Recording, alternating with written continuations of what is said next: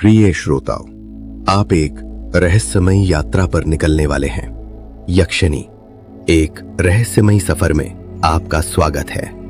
ये सीरीज आपको ले जाएगी प्रकृति की शक्तियों, समृद्धि की देवी और रहस्यों की स्वामिनियों यक्षिणियों की दुनिया में। यक्षिणी भारतीय पौराणिक कथाओं की अलौकिक आत्माएं हैं जो हिंदू, जैन और बौद्ध परंपराओं में पूजी जाती हैं। वे मनमोहक युवतियों के रूप में प्रकट होती हैं, जिनके रेशमी वस्त्र सूरज की किरणों सी चमकते हैं। उनके रत्न जटित आभूषण, कुंडल, कंगन और हार उनके वैभव को दर्शाते हैं। यक्षिणी अलका लोक में रहती हैं, जो धन के देवता कुबेर की स्वर्गीय नगरी है। इस नगरी में स्वर्ण महल और फूलों के बगीचे बिखरे हैं। यक्षिणी कुबेर की सहायिकाएं हैं जो धन और प्रकृति की रक्षा करती हैं।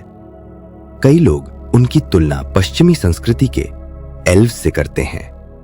एल्व्स जो नॉर्स और सेल्टिक मिथकों से आते हैं और लॉर्ड ऑफ द रिंग्स में लोकप्रिय हुए जादुई और सुंदर प्राणी हैं। वे जंगलों और रहस्यमयी लोकों जैसे अल्फेम में रहते हैं और जादू या युद्ध कौशल रखते हैं। यक्षिणी भी प्रकृति से जुड़ी है, लेकिन उनकी शक्ति तांत्रिक साधना से जागृत होती है, जिसमें मंत्र और वचन जरूरी है। एल्व्स फंतासी में स्वतंत्र हैं, जबकि यक्षिणी साधना में नैतिकता और अनुशासन मांगती है। इस तुलना से साफ है कि यक्षिणी हमारी सांस्कृतिक धरोहर का अनमोल हिस्सा है। यक्षिणी का स्वरूप। यक्षिणी का स्वरूप इतना आकर्षक है कि उनकी छवि मन में बस जाती है।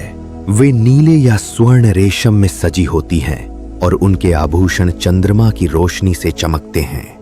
उनके एक हाथ में कमल या स्वर्ण कलश होता है, जो उर्वरता और समृद्धि का प्रतीक है। उनकी आंखें गहरी हैं, जो मन की गहराइयों को पढ़ सकती हैं। यक्षिणी प्रकृति की आत्माएं हैं जो अशोक या चंदन वृक्षों के पास निवास करती हैं। वे केवल धन ही नहीं, बल्कि मानसिक शांति और रचनात्मकता भी देती हैं। पुराणों में यक्ष और यक्षिणी कुबेर के सहायक हैं। यक्ष पुरुष रूप में प्रकृति के रक्षक हैं, जबकि यक्षिणी साधकों को वरदान देती हैं। उनकी शक्तियां तांत्रिक साधना से प्राप्त होती हैं, जो गहरी श्रद्धा और सावधानी मांगती हैं। साधना विधि। यक्षिणी साधना एक प्राचीन तांत्रिक विद्या है जो साधक से पूर्ण समर्पण मांगती है। यहां सामान्य साधना की विधि है। उद्देश्य। पहले मन में उद्देश्य स्पष्ट करें, समृद्धि, शांति या रचनात्मकता। स्थान। अशोक या चंदन वृक्ष के पास शांत स्थान चुनें। स्नान कर सफेद रेशमी वस्त्र पहने और गुलाब का इत्र छिड़कें। आसन। कुश का आसन बिछाएं। सुरक्षा। ओम ह्रीम रक्षाम कुरु कुरु स्वाहा मंत्र का 9 बार जाप करें और चारों ओर रक्षा चक्र की कल्पना करें। यंत्र। यक्षिणी यंत्र पर चंदन और कुमकुम लगाएं। मंत्र। ओम ह्रीम श्रीम यक्षिण्यै नमः। इसे 108 बार जाप करें स्फटिक माला से। अर्पणा। सात्विक भोग जैसे फल या खीर और गुलाब की माला चढ़ाएं। समय। साधना 21 दिन तक अमावस्या से शुरू करें। वचन। साधना पूरी होने पर यक्षिणी से 3 वचन लें। पहला, वे आपके आह्वान पर आएंगी। दूसरा, आपके कहे कार्य करेंगी।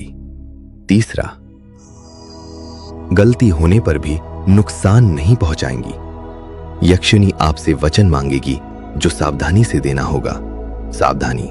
लोभ या अपवित्रता से बचें। बिना गुरु के साधना न करें। हर यक्षिणी की साधना में थोड़ा अंतर होता है, जिसे हम आगे के एपिसोड्स में जानेंगे।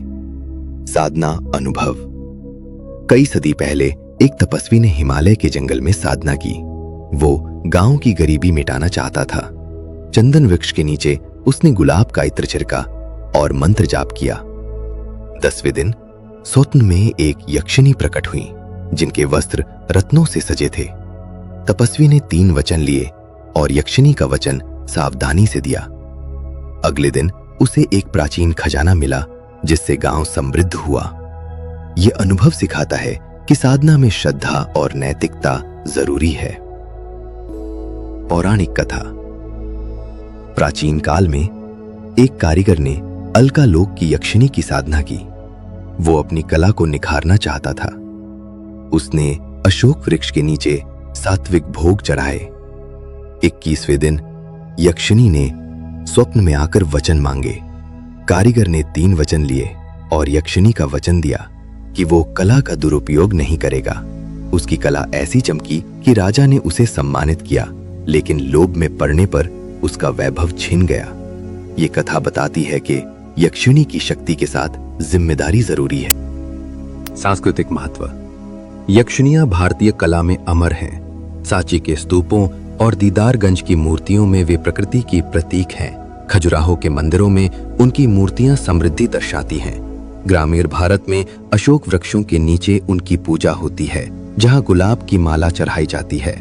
आधुनिक समय में यक्षिणी की कहानियां तांत्रिक समुदायों और साहित्य में प्रेरणा देती हैं। ये हमारी सांस्कृतिक धरोहर का गौरव हैं।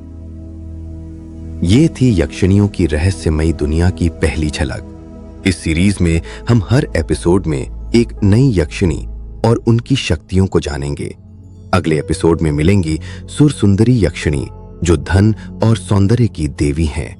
उनके रहस्यों के लिए जुड़े रहें। तो चलिए यक्षिणी के इस रहस्यमयी संसार में एक कदम और बढ़ाएं और अपनी आंतरिक शक्ति को श्रद्धा से जागृत करें।